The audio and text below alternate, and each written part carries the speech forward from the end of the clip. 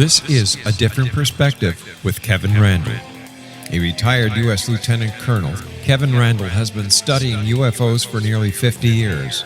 Kevin has investigated some of the most famous UFO cases in the world and has been consulted for dozens of documentaries about UFOs. Considered one of the leading experts into the Roswell UFO crash of 1947, Kevin has written more than 25 books about UFOs, including the recently published Roswell in the 21st Century. Now, here is the host of A Different Perspective, Kevin Randle. And welcome to this edition of A Different Perspective. I am Kevin Randle, and before I bring on my guest, Mike ROGERS, I have some things on my mind that have come up in the last couple of days that have annoyed me. It's just that sometimes I get so tired because we have way too much unnecessary turmoil. As a kid, I wanted two things. I wanted to be a writer, and I wanted to be a soldier. In junior high, they had a class on journalism. I wasn't sure exactly what journalism was. I knew that it had to do with writing. And so I took the class on journalism, beginning my writing career. It's too bad that today journalism is dead. Just don't do the simple things you would expect them to do. They don't call to verify anything. They don't look anywhere other than to Twitter and social media for their stories. They do not set foot out there. They make stuff up. I don't know how many times you've seen things on TV where they claim they're in one place and they're somewhere else and they're faking where they are. In high school, I took journalism in high school as well, and I learned that the managing editor is the important position on a newspaper. We had two girls who were the editors, co-editors, and I was the managing editor of the school newspaper, and I ended up doing most of the work and setting things up, and they just kind of did whatever editors do at that level. Kind of an eye-opening thing. The problem was I had no money for college at that point, given our circumstances, but the Army was offering to make high school students helicopter pilots. You had to have a high school diploma to become a helicopter pilot. You had to take the test. You had to have a certain level of skill, a certain IQ. You had to not be colorblind to become a helicopter pilot. And I was able to do that. So I entered the Army as a private E1. I went to flight school, graduated, was promoted to warrant officer, and sent to Vietnam immediately. Once we came back, we figured there would be a year turnaround before we had to go back to Vietnam, but Nixon got us out of that mess. And then came the RIF, a reduction in force, and they throwing out all of us that came in as temporary soldiers, I guess, during the Vietnam War. They were getting rid of us and keeping the professionals there. In college, I took writing courses, and I was writing about UFOs. And I often joke about how I paid for my college education on my Saga scholarship. Saga was a magazine that published a lot of UFO stories, and it seemed I was able to sell one to them practically every semester, and that just about covered my tuition. But while I was in college, I linked up with Bob Cornett, and we decided to write science fiction. We went to the science fiction conventions to meet the editors. And one of the people we met was a woman wanting to become an agent looking for writers, and we, of course, talked to her. And I got a call from her one day, and she said she'd talked to some publishers, and they were looking for somebody to write books about the Green Berets in Vietnam and wanted to know if I could do that. And I'm thinking, yeah, I want to write books, and I want to do that. And if you wanted me to write about nurses in hospitals, I would say, yes, I can do that too. So we did a whole bunch of books. Bob Cornett and I did a whole bunch of books on the Green Berets in Vietnam, but we also wrote some science fiction. We published the science fiction, and that was going very well. So we did the Vietnam Ground Zero series, and I also maintained my link to the military in the Iowa National Guard and then Air Force ROTC. And because I'd been a ward officer, I was appointed as opposed to commissioned. Now they commission you at CW2. But that meant I could take ROTC, and once that was over, once we graduated, I was only required to serve 90 days of active duty because I got caught in a RIF. The Air Force was reducing its force. But I maintained my interest in UFOs, and I got dragged into writing about them, and the books did well. But here's the problem. In this field, like so many others, you must toe the party line. You must embrace everything from the nonsensical cattle mutilations being alien to crop circles to just about everything. You had to follow the party line or you'd find yourself under assault. I tried to ignore the ignorance, but sometimes it gets too deep, and I've been caught up in another fight about this. Somebody wants me to apologize for something I said, and I would reinforce it because it was true, and I've been caught in a number of these things. I once said something about Stephen Greer and one of the C-SETI crashes, and I got emails and emails and emails from those people saying I was wrong, and of course I knew what I was talking about. So I just decided to ignore the nonsense because it was coming from a position of ignorance. It's just too many distractions. And so instead, I'm going to pursue which interests me, and I hope what interests you is the audience. And with that said, I'm going to bring on Mike Rogers of the Travis Walton abduction. Mike Rogers worked in logging for much of his life, even summers when he was in school. He was 28 when he had his own crew. In 1975, he had a 6-man crew, of which Travis Walton was a sawyer, or a sawyer, like in Tom Sawyer. I digressed there for some bizarre reason. A year after the well-known encounter and Walton's apparent abduction, he started working with his father again and went back to school for a time. And in 1997, he was a witness to the Phoenix Lights. But I think we're going to talk a little bit about the Walton abduction and everything that's been going on about that in the last 3 or 4 months. Mike Rogers, welcome again to A Different Perspective. Hello, Kevin. Glad to be here. Even after my long, involved rant. Well, you got to say what you got to say. Oh, sometimes you just... The line from... Body heat. Sometimes it's just coming down so heavy you need to wear a hat. I won't say what's coming down so heavy because, it's a family radio show. Let's talk Travis Walton and the abduction. And I think the best way to do that is start when you guys were leaving, I guess, the area in the evening, having completed the work, and you witnessed some kind. Tell us the story. Tell us how you saw the object, what was going on. Yeah, well, I've only told this about 1,000 times, I guess. I guess I can do it again. Well, then you probably know it very well. Oh, yeah. I try not to be repetitive, I try to make it a little different, but it doesn't really work because I've used all the words, Anyway. Well, I'm just assuming that a lot of the audience is familiar with the Walton abduction story. As of course you are, and I am. Yeah. So it helps to give them kind of a different perspective. Well, to go through it pretty quick, I was the crew boss with my truck, international crew cab. Anyway, we worked until right up until sundown. Actually, past sundown a bit that night because. I had this contract with the Forest Service, and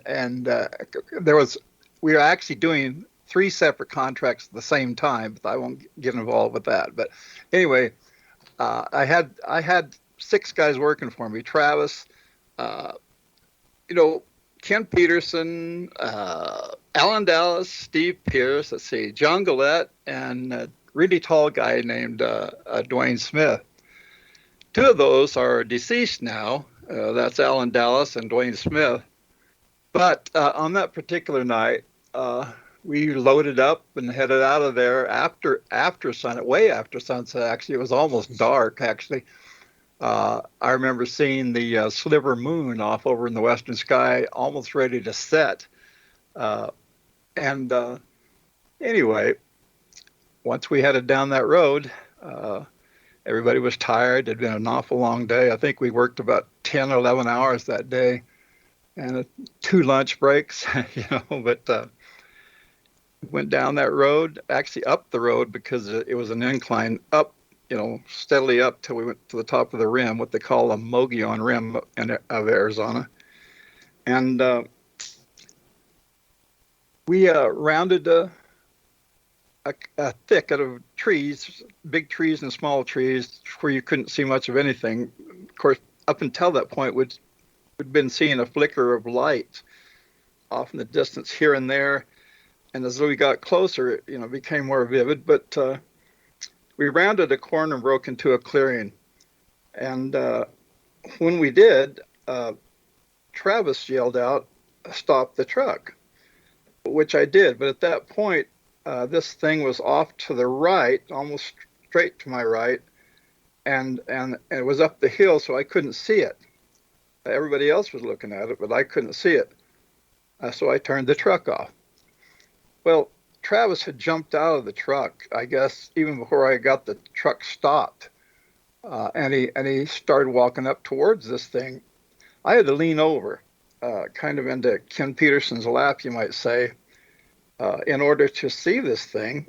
And when I did, I was awestruck. It was the first thing that hit me was it was beautiful. It was aesthetically perfect, and it shone from within, and it was also reflective of the surroundings on the outside. Travis, of course, got a much closer view. And of course, he says that the surface of it was like glass. Well, what was the shape of the object? What exactly did it look like? Well, I've drawn pictures of it, several actually. Which I will put up on my blog so people can take a look at it. Okay, yeah.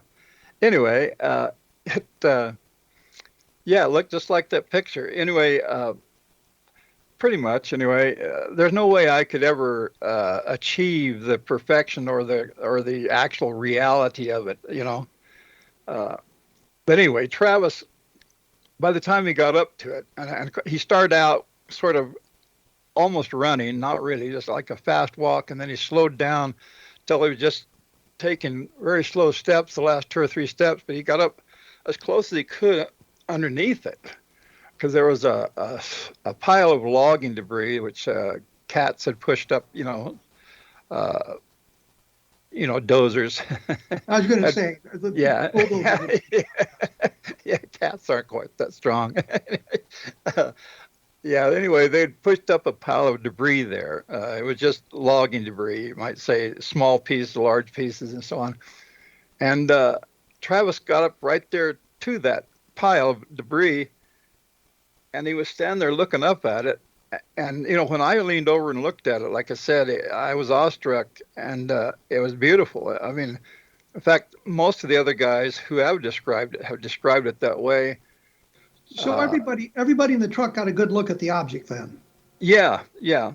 I think Dwayne Smith might have been a little bit impaired in his vision because he was sitting behind me, and there was 4 guys in the back seat. He was like directly behind me on the passenger side behind me. Anyway, he did get a look at it, of course, but I think his vision was a little impaired because he had to look through the truck and the 3 guys in front of him. But anyway, yeah, he did get a good look at it, a fairly good look at it. The thing that struck everybody right there very, very quickly was that this thing, once Travis got up there to it, it started moving a little, and it was making a noise you could hear. Hard to describe, impossible to describe. Well, let's stop there. Let's stop there because I got to take a break here real quick. Okay, all right. Before we go away, I'd like to say that my latest book, UFOs in the Deep State, is available on Amazon. If you get a chance, take a look at it. If you like it, give it a rating. I think it's appropriate for today's environment when we're talking an awful lot about the deep state and how it affects other aspects of our life. You are listening to A Different Perspective on the X-Zone Broadcast Network, and we'll be back right after this, so please stick around.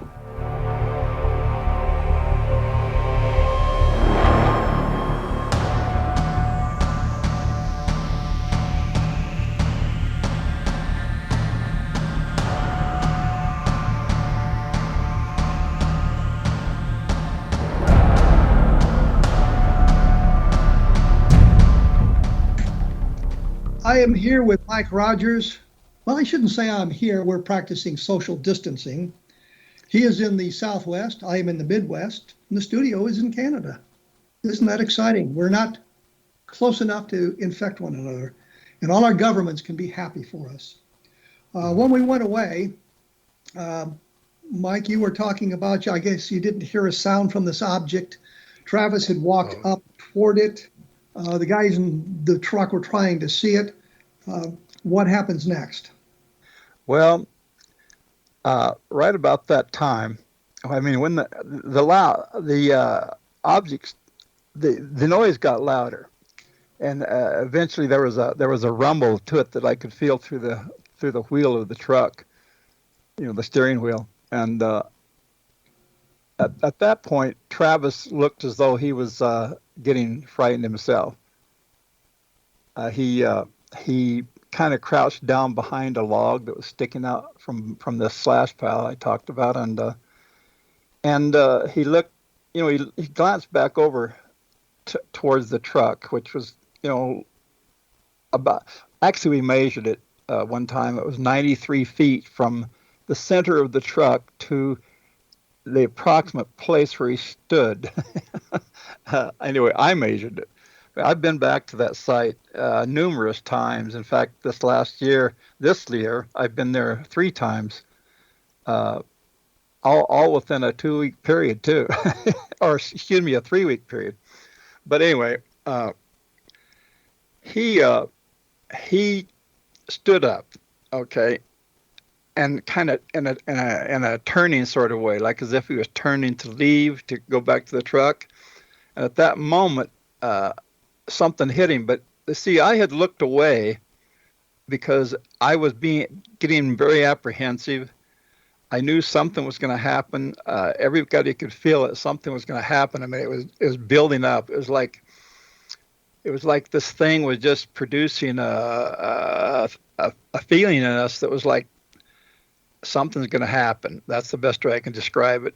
I had turned away to start the truck, and I did. But when I did so, the whole woods out in front of me lit up a brilliant blue-green color, and everybody describes that same thing.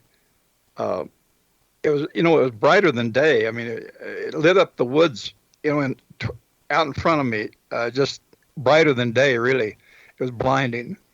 Anyway, I had started the truck, and I glanced back over towards Travis's direction, and he was flying through the air. He actually was up off the ground. In other words, like a hand grenade had gone off in front of him. And of course, I've never seen that happen in real life, but that's just what I used to describe it. Anyway, he hit the ground. I saw him hit the ground, and he hit the ground flat on his back, and he didn't move. And of course, guys in the back of the truck, I particularly remember Alan Dallas screaming at me to get the hell out of there. And so I waited, I don't know, 3 or 4 seconds, because I just didn't feel like we should leave at the moment. But everybody was yelling at me, and it was very frightening, and I very quickly became panicky. I hit the gas and took off down that road real fast, much faster than I should have, because I messed up the truck. I remember hitting the tree, breaking one of the mirrors off. We went down the road very quickly for about somewhere between 1/8 and 1/4 of a mile. That part I've never measured, but that's what it seemed like.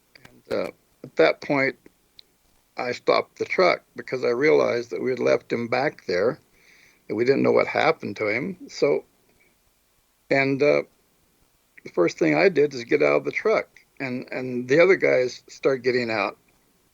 And I looked back that direction. Of course, it was through the woods, was pretty thick by that time, and you couldn't see the thing, but I saw, and a couple of other guys saw. I remember Steve Pierce and John Gillette remember seeing this thing, a light. You say just a light through the trees. It lifted up, and streaked away towards the northeast. And nevertheless, not everybody in the truck saw it. Well, so you're standing, you've stopped the truck. You're an eighth of a mile to quarter mile away from where Travis is now laying in the forest. Right. And you've seen the object or the light or whatever it is take off to the north. Right. Anyway, everybody eventually got out very quickly, actually, and everybody went around to the front of the truck in the headlights. It just seemed to be the thing to do. I don't think anybody thought about it, but that's what we did. And everybody was just commotion. I mean, it was hectic. It was everybody just jabbering away. Nobody was listening to anybody, and nobody was. I think there was only one person there, Steve Pierce. He was out there, but he wasn't saying anything. He looked like he was in shock. And anyway. Well, let me ask you a question, which you may not have been asked before. Do you have any firearms with you? No, I've never carried. I didn't have. We had a flashlight. That was about the only weapon we had besides chainsaws. But, Well, I was thinking about snakes and things like that. Snakes? Mm-hmm. Well, yeah, we've had some encounters with a few things out in the woods like snakes, but nobody had that. Nobody's thinking about that at the time. I didn't have any weapon. Nobody did. Nobody did. But I will say this: when I told everybody we got to go back, they didn't want to, and so I said, okay, what should we do? And we looked up there. We were only, I don't know, an eighth of a mile, you might say, from what they call the rim road. Now that's the top of the ridge, the very top of the rim, the Mogollon Rim. And there were somebody in a pickup. You could see their lights going by, and of course it was hunting season. We'd heard shots during the day periodically. Not a lot of them, but 2 or 3 times we'd heard shots off in the distance. And somebody there said, "Look, let's chase those guys down. They got guns." I think it was Alan Dallas said that. Anyway, so I said, okay. So we pulled out onto it was kind of an S thing there. We pulled out onto the rim road and went down the rim road a short ways. And I said, no. I says, this is stupid. I says, we got to go back. So I turned the truck around right there, and we went back, but very slowly, very much slow compared to heading out of there. Anyway, all those guys went with me, and that was very different from the movie, which shows me going back by myself, and I don't know why they did that, but that's the way it was. Anyway, we all went back, and we got back to the spot, and I knew the spot. It was very recognizable. I pulled the truck up into this clearing as much as I could, kept the headlights on, and we all got out. All of us. About how much time had passed? Oh gosh, I don't remember. 15 minutes at the most. From the time we left the spot until we come back to it. Anyway, of course, pulling the truck up in that clearing to where we shone the lights on it. Of course, I couldn't shine it where Travis had been, just there by the road, close to the road. Anyway, we all got out, and we started, like I say, we had a flashlight in the glove box, and I think Ken got it out, and we started walking up around through the clearing, and everybody was just scared as hell, I can tell you that. And first thing, of course, we noticed was that Travis wasn't there. And we walked around through the clearing first, kind of circled around, and then we circled around a much bigger circle out among the trees and stuff around the clearing. And finally, it was kind of getting emotional for all of us, and especially me, and I broke down, and I actually went to my knees, and And I, I admit that I cried. Okay. A lot of people since then, when they hear this, they assume that I was crying because I was scared. It wasn't that. It was more relief that we didn't find him.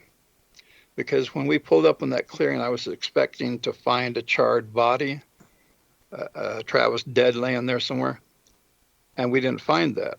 And so that was a big relief to me. And that was partly why I was crying, okay? But it was just emotionally very impactful. And of course, then we all got back in the truck and slowly headed back into Heber, which is the town nearest where this occurred.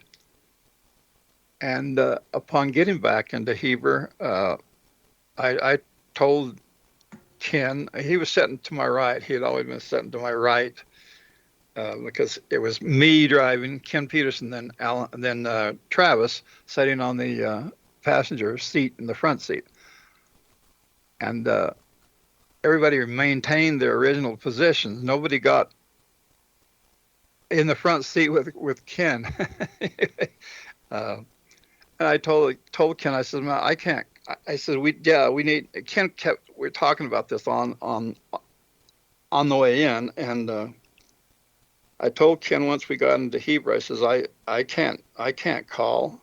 I says, I just can't do it. And he said, okay, I'll do it. And so he did. Ken Peterson got out and he called the local authorities. I don't know what he did or who he called, but a Deputy Ellison came out and talked to us first, and then eventually, I don't know. What would you say about that? I mean, how do you have a clue as to what he said to the police about this? Oh, I could hear what he was saying because it was one of these phone booths that it wasn't a box. It was like on the wall of a building.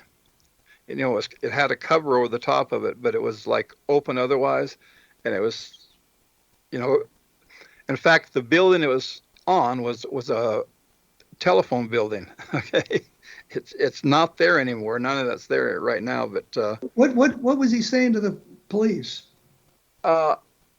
I could barely hear what he was saying, but I couldn't. I was like too rattled to really pay attention. But whatever he did, like I say, Chuck Ellison, who's a deputy there in Heber, came out, and he was there just within like 10 minutes. And we told the story to him.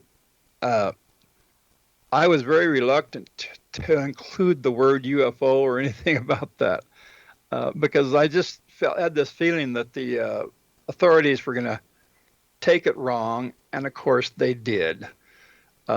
Once Sheriff Gillespie and a guy named Ken Copeland came out, Ken Copeland was extremely negative. He was skeptical, and it showed. Just the things he said and his mannerisms and whatnot. But of course, Sheriff Gillespie was calm and he was very professional, and he would just ask questions and took it all in. He took it all in. Nobody was writing any notes at this point. They were just listening, and we told them about it. Somebody eventually told them about a UFO, and once they did, of course, I went ahead and told them that Travis was missing and what had happened. And I think this was a good place to take a break because we got Travis missing. We have the law enforcement people there. I'm sure you're about to go out on a search and all that sort of thing, and we can cover that when we come back, I think. All right. I'm here with Mike Rogers. We're talking about the Travis Walton abduction. We're getting kind of a detailed description of it, which I think we need to understand exactly what's going on. And later on, we'll get into some other details and some other questions about that. I would also like to remind you that our many fine programs on the X-Zone Broadcast Network can be found at xzbn.net. Last week, I screwed that up for some reason. I don't know why. Take a look at that, and we will be back right after this, so please stick around.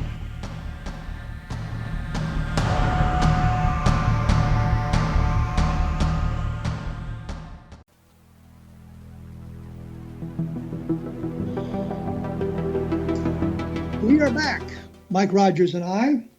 We're talking about the Walton abduction, and we reached a point where law enforcement is now involved. Travis Walton is missing, and the guys in the pickup truck are trying to convince, I guess, the police that something untoward has happened to their friend Travis Walton, and they didn't have a hand in it. So, Mike, the police were there. I believe you're about to go back out to the, dare I say, scene of the crime, out to the location where the event took place. So take it away from there. Scene of the crime. All right. Yeah.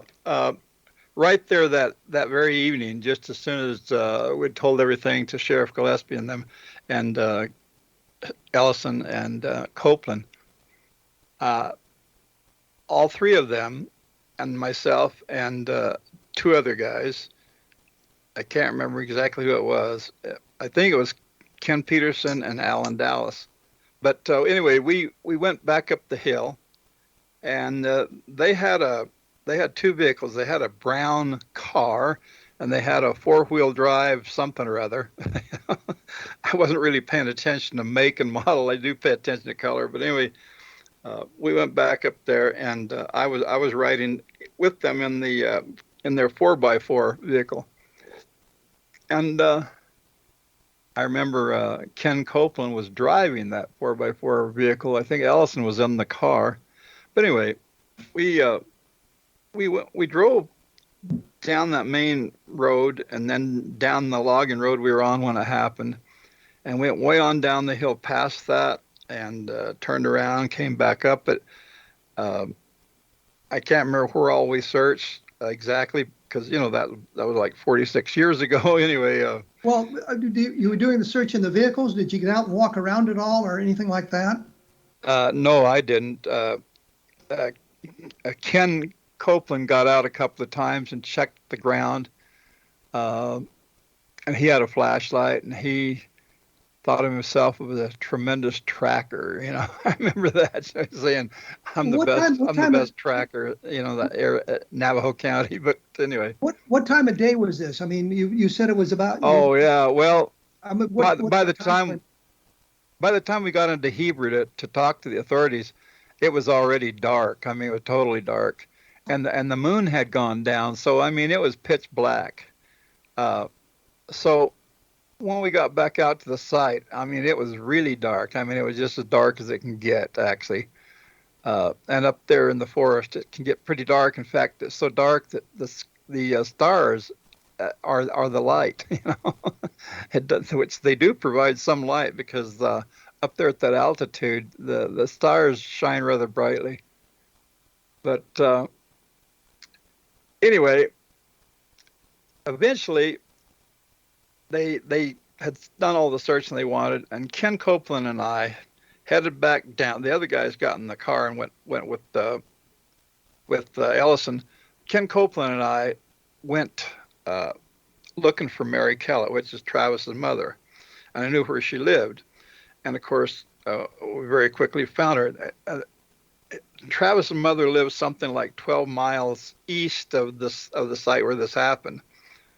And we got there, and I knocked on the door and woke her up. She apparently was already in bed, Of course, she would by then, because it was, like 10 or 11 o'clock at night by this time. And proceeded to tell Mary Kellett about what had happened. And Mary Kellett was, she was having a hard time taking it all in. I mean, she had just woke up, and she just didn't seem to be all there. And she was acting sleepy and stunned. And anyway, Ken Copeland remembers it rather differently than it really was. Of course, he's a skeptic. He's always been a skeptic. And so he told a different story, and I've always said no. Like on Larry King Live, I was saying Mary Kellett was a very, strong woman. She was out there by herself. Travis said that too on Larry King Live, that his mother was a very strong woman. She was out there by herself. She had raised, I can't remember how many kids on her own. And she wasn't. Travis said she wasn't somebody who would just break down, over hearing something like that, and that's exactly the way it was. Well, at this point, Travis is only missing. You don't know what's Oh happened. yeah, yeah. We had no It's not idea like, well, what we've got happened. the body out in the car or something like that. No, no. Matter of fact, people have been saying all along. I mean, for years, all these years, uh, that we all witnessed Travis being abducted. That is absolutely untrue. They just assume this because that's what they want it to be. We did not see him get abducted. In fact, we didn't see a damn thing of Travis after I drove off in panic. After I hit the gas and left, we didn't see anything after that. So And what so you're saying is you guys all saw the UFO, saw the object in the sky, that's right. We heard it. We saw it. It was very striking. It was extremely and real. But everybody about you apparently saw some kind of beam strike Travis. yes, uh-huh. And Well, I didn't see like I say, I didn't actually see him getting hit by this beam. I go by what some of the other guys said well, that was my about. point. You didn't see him get struck. You saw him in the air as he Yeah, I saw him sort flying of back. fell. Right. Yeah. But the Uh-huh. other guys all saw him being struck by the beam. Most of them. I Oh, don't think Alan Dallas did. In fact, Steve Pierce was sitting right next to him. Alan Dallas was on the uh, passenger side in the back seat, and Steve says he was hugging the floorboards. That's the way he put it. And I remember looking back there a couple of times, and Alan didn't seem to be there. I was thinking for a second that he got out himself, but he didn't. He was just hiding literally on the floorboards, or at least as close as he could get to him. well, wasn't there some animosity between Travis and Alan Dallas? Yeah, there was. Uh-huh. They had scuffled in the past. What's funny is that a couple of weeks prior to that, I had basically kicked Alan's ass you know, over another issue entirely. Uh, Alan was kind of a hothead. He was ready to fight people. Him and Travis always had this animosity between them. And on that particular day, Travis says that Alan dropped a tree almost as if to deliberately hit him. And of course, Alan doesn't really say much. I don't remember Alan saying anything in response to that. Of course, you wouldn't expect him to, but that's what Travis says. And of course, all that's displayed in the movie. Well, here's a question. So you've got the police involved. Travis is missing, and did they take you all into the police station to kind of question you about what really had happened out there and suggest maybe it was something Nope. not paranormal? No. Uh, Ken Copeland eventually took me home. Okay. And that was the first time I'd, to tell my wife, her name was Katie, tell her about it. And she had a little bit of trouble believing it, of course, but I was tired. I just went to bed. And of course, I didn't sleep very long. When I did get up, the guys that we left in Heber had driven my truck home, and I don't know what they did after that. Walked home or did something. A couple of the guys were actually staying there. Dwayne Smith and I think it was John Gillette were actually staying upstairs in my house, and so they, all I know is that when I got home, my truck was there. I went to bed. So the next morning early, I got up and I headed right back out to Heber. And when I got out there, they were already searching. I mean, there was a group of vehicles and stuff there at a gas station right there when you first come into Heber. And so I got with them and went out there. When we got out there, there's already a bunch of people out there. There's men on horseback and people searching. And so the guys that I went with or followed or whatever were kind of like the tail end of the group, that was going out to search. But I spent that day and the next day out there at the site, not really out searching with anybody, but pretty much staying close to the center where Sheriff Gillespie spent most of his time. And of course, Ken Copeland was always saying skeptical stuff to us, you know. Well, when did it become sort of the theory that you guys had done away with Travis Walton? I didn't hear about that until Sunday afternoon. And that's how many days later? That's like on the fourth day. See, this occurred Wednesday evening, and the search involved was Thursday, Friday, Saturday, and then eventually Sunday. But it didn't last all day Sunday. It was like just the morning of Sunday. The afternoon of Sunday, I was home, and I don't think it was. No, it wasn't Sheriff Gillespie. It was one of the other guys there. Maybe it was Sanford Flake there in Snowflake, who came to my house and told me that they wanted us to take part in a polygraph test, and that's the first time I'd heard of that. Very quickly, we all got together. Didn't know where Alan Dallas was.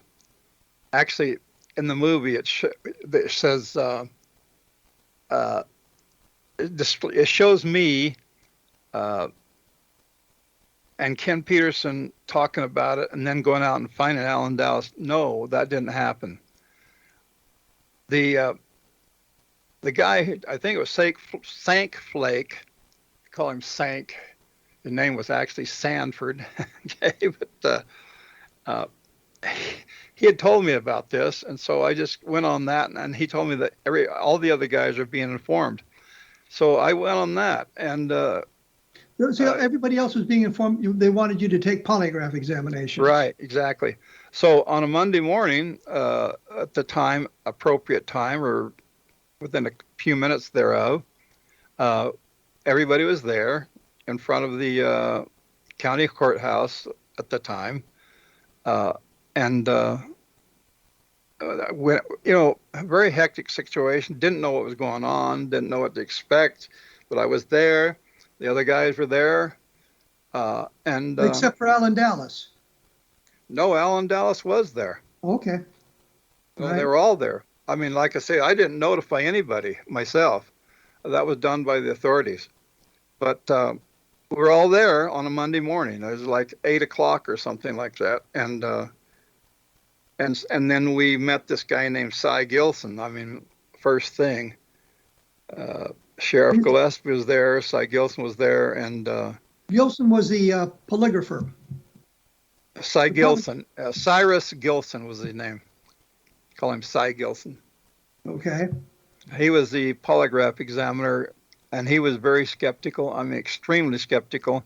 I remember at one point he walked over to me and snapped me on the back of the shoulder very hard and said, and he would do it. He'd pop me on the shoulder right at the second and say, "You aren't lying, are you?" You know, up. And he did that a couple of times, and I remember that very vividly.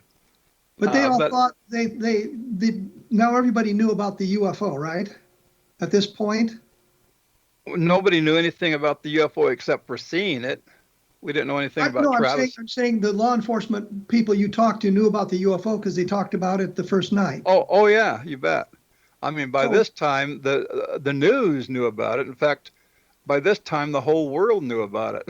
You know, I don't know how, but they did. Because let me stop you there. We'll get back to the polygraph and what happened in that, and the rest of it here in just a moment. But I've got to take a break. Okay. I don't want to take a break. I have to. I'm ordered to do that. All right, go for it. Well, thank you. Thank you very much. I would like to point out that Roswell in the 21st Century is still available. I think it's a good resource book for those who are interested in the Roswell UFO crash. It's available on Amazon. The price has been cut, so take a quick look at that. And remember, there are good programs on the X-Zone Broadcast Network at xzbn.net. Take a look and you'll find something I'm sure that will delight you. My favorite program happens to be this one.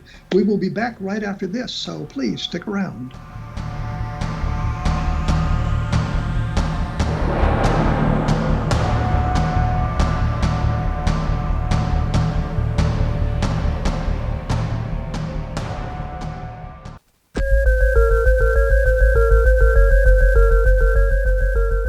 joined by Mike Rogers of Travis Walton Abduction fame. And before I bring Mike back on, I'd like to say my really favorite program on the X Zone Broadcast Network is The X Zone, with Rob McConnell as the host. That should get me out of trouble for a moment anyway. It didn't. When we went away, Mike Rogers was about to take a polygraph examination. So, Mike, you're about to take a polygraph examination. Yep. The polygraph operator doesn't believe you guys in the UFO story. So take it away from there. Yeah, well, I was all wired up. No, actually, I didn't. I was. I think there was one person that went after me. I was like fifth to be tested. I know that Steve Pierce was the very first, and Cy Gilson has said a number of times that that was because he was the youngest member of the group, and he thought if anybody would crack, it would be the youngest guy in the crew. But after testing Steve, he had a little different opinion. Apparently, I didn't see it, but Steve expressed that, and very quickly they had Steve go out in this retainment yard, which had a rock wall and barbed wire on the top. You know, it's just basically a prison yard, which is exactly what it was. You know, and there was a basketball hoop there, and they had a basketball and stuff, and he had to stay out there by himself for a while. In fact, they did that to each of us. I don't remember who was next or whatever. I just remember I was like fifth, and I think Dwayne Smith was the last one who were tested. But in the end, okay, which took all day long, up until the night, actually, it was way after dark when it was all done, and once we were done, I immediately headed to talk to Cy Gilson. And he was there rolling up his wires at first, and that he didn't want to talk to me, so I waited around, and then he took his machines and his stuff and whatnot, and he headed down the stairs, and I said, "Hey, what is the deal? What's happened?" He said, "We don't normally discuss these things until it's all complete." And I says, "Well, what you got to tell us something. What happened?" And he says, "Well, one of the guys, incomplete, Alan Dallas." And I said, "Well, what about, the rest of us?" And he said, "Well," he says, I have to admit," he says, "I have to get this checked out first. We don't normally just announce this right off." But he says, "From what it appears to me," he says, "it looks like you all passed." And, okay, so you passed the test. It's been several days now. The police think you've murdered Travis, and that's up until then, yeah. Well, until this point, when does Travis reappear? He appeared sometime that night after the test, several hours later. The timing on that is kind of odd. It's like the aliens knew what was going on. They were fully aware of it, and so they were going to return him once that was concluded. Now, I have no idea why that timing was as such, but Travis was returned just hours after the polygraph tests were concluded. And of course, I didn't know about that, and nobody did until like the next day. In fact, it was like the evening of the next day when I got word from somebody, another authority. Somebody came and told me to my door, told me that Travis was back. And of course, I don't know. So within a few minutes of that, I was able to make contact with Travis's brother, Dwayne, and he told me that Travis was there at his house in Glendale, Arizona. And so I made, I had two vehicles at the time. I had a Dodge Charger and this work truck. But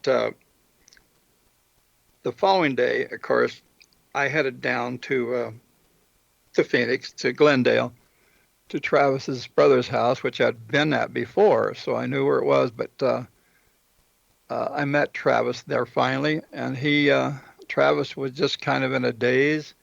He didn't say much. Couldn't get much out of him. I talked quite a bit to Dwayne, and Dwayne is the one that really told me the story, not from Travis, but from his brother Dwayne. When did Jim and Cora Lorenzen from the Aerial Phenomena Research Organization get involved? Somewhere in there. I don't know. I didn't know anything about that. Now, the first time I met Coral and Jim Lorenzen was in Tucson. They had asked Travis and I to come down and have a dinner there, which we did. And my memory of that was pretty clear. I remember one thing, that Coral Lorenzen was a cat and dog advocate, you might say. She belonged to an organization that didn't they supported animals' rights, you might say.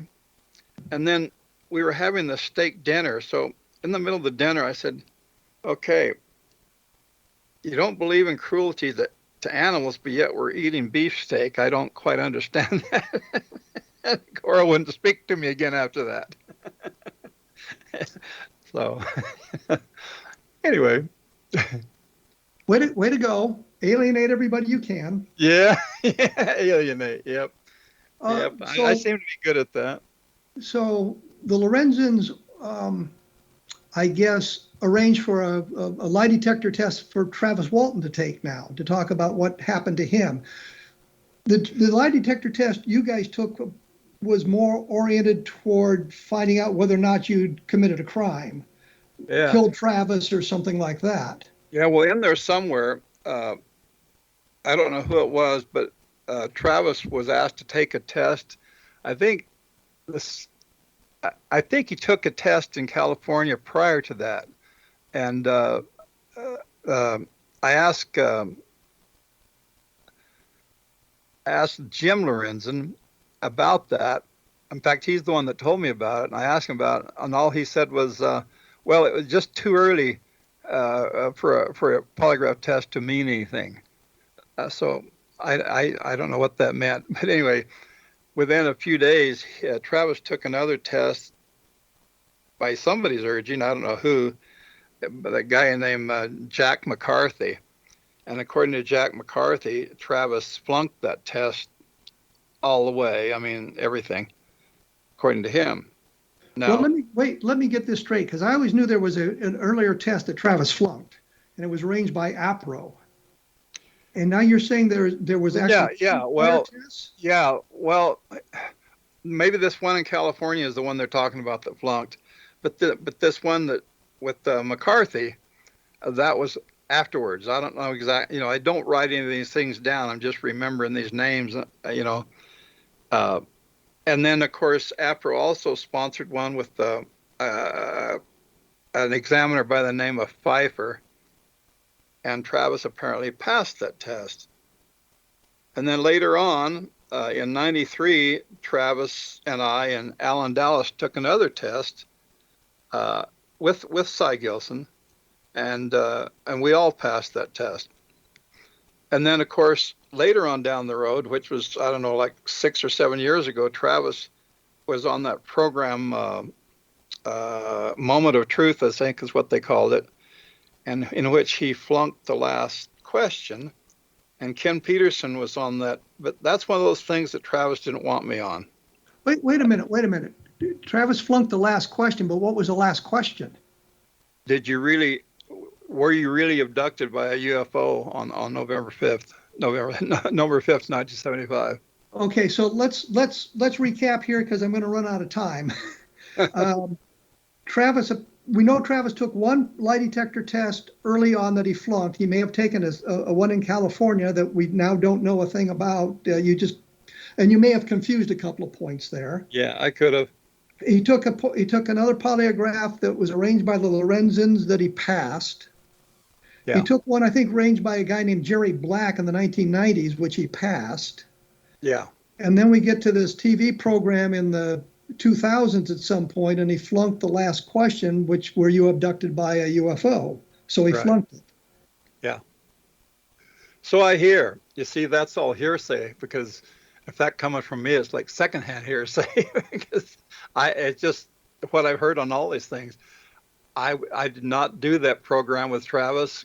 Ken Peterson did. My sister Dana, who has always been married to Travis since they were married anyway. She was there, and so most of that first came from Ken Peterson.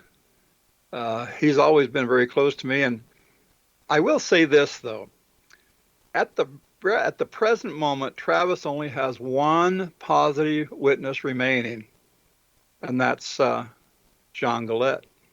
What about Steve Pierce? Steve Pierce no longer wants anything to do with it. Ken Peterson no longer wants anything to do with it. I'm reluctant because several things have happened. Yeah. I met Steve Pierce in Roswell a number of years ago. Okay. Yeah, I remember that. So he was talking about the abduction and Philip Klass's involvement and that sort of thing. Right. Philip Klass attempted to bribe him, I guess would be the right word. $10,000 bribe. Yeah, that's right. Which he talked about taking and then decided not to because pressure was applied to him from the other side. If you do that, we'll never talk to you again type of thing. Well, yeah, basically. Nobody ever heard him. Nobody ever twisted his arm.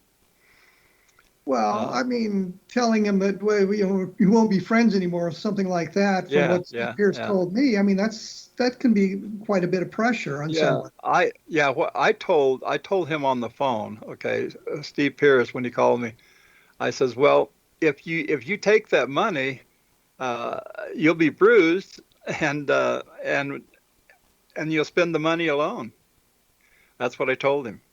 You'll be bruised. Were you suggesting he would be? Yeah, I wasn't specific. That's all I said. You'll be bruised and you'll spend the money alone. Well, that sounds pretty much like a threat, Mike. Well, it kind of is. What I said, nobody ever, he was on the phone. I don't even know where he was. He was in somewhere. I don't know where he was. He just had called. Well, my point simply is this. Pressure was put onto it by Philip Klass offering here's $10,000, and pressure was put on him from the other side. Well, if you do that, you'll be bruised and you'll spend the money alone type thing. So, I mean, he was getting pressure from both sides. Right. Yep.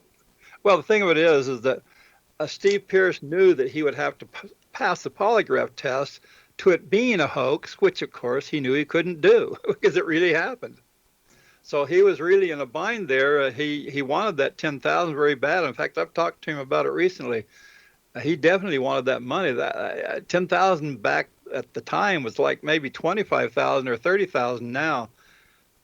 So it was very significant. He was broke. I mean, he was dirt poor, worse than dirt poor. Let me interrupt you here because we're getting to the end of the program. I got to wrap it up here.